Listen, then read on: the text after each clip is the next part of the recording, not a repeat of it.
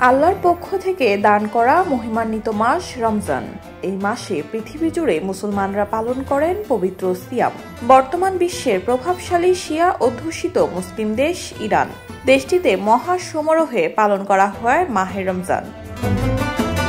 ইরানের রমজান আসে খুশির আমেজ নিয়ে। মাসের শুরুতে এক বিশেষ ধরনের বাজার বসে, যেখানে ইফতার ও সেহরির জন্য প্রয়োজনীয় সব ধরনের খাবারের আয়োজন করা হয়। বাজারে দেখা মেলে নানা রকম তাজা ফল, মিষ্টান্ন এবং খাবারের স্টল, যেখানে খেজুর, আপেল, চেরি, তরমুজ, আখরোট, রুটি এবং ঐতিহ্যবাহী হাজারি পনির প্রাধান্য পায়। ঐতিহ্যগতভাবে ইরানি ইফতারে খেজুরের সাথে পান করা হয় চা অথবা গরম পানি দস্তরখানে থাকে। চিনির সিরায় ডুবানো শিরায় জুলিয়া ও বাদামি নামের বিখ্যাত পার্সিয়ান মিষ্টি।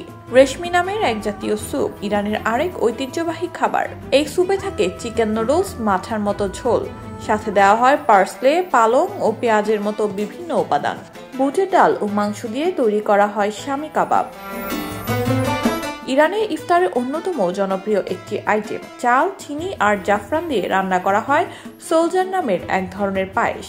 ইরানিদের পছন্দের তালিকার শুরুতেই থাকে মিষ্টান্ন জাতীয় এই আইটেম। রমজানে ইরানিদের খাদ্য তালিকায় থাকে তাজা খাবার। তার আইটেমে দেখা যায় খেজুর, আপেল, চেরি, তরমুজ, আখরোট, তাল নামের এক ধরনের বাঙ্গি।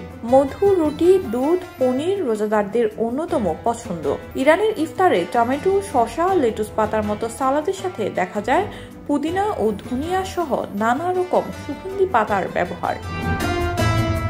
রমজানের সময় ইরানিরা নিজেদের ঘর, বাড়ির, দোকানপাট ও রাস্তা সাজিয়ে তোলে। সেহরিতে গাওয়া হয় গজল, বাজানো হয় ঢোল। শিক্ষা প্রতিষ্ঠানে দেওয়া হয় ছুটির ঘোষণা। শিয়া সম্প্রদায় অধ্যুষিত হওয়ায় আমাদের পরিচিত রমজানের রীতিনীতির সাথে কিছুটা তফাৎ আছে ইরানের। তবে পার্থক্য যতই হোক, মহান আল্লাহর সন্তুষ্টি লাভের চেষ্টায় দিন শেষে সিয়ামের প্রকৃত উদ্দেশ্য।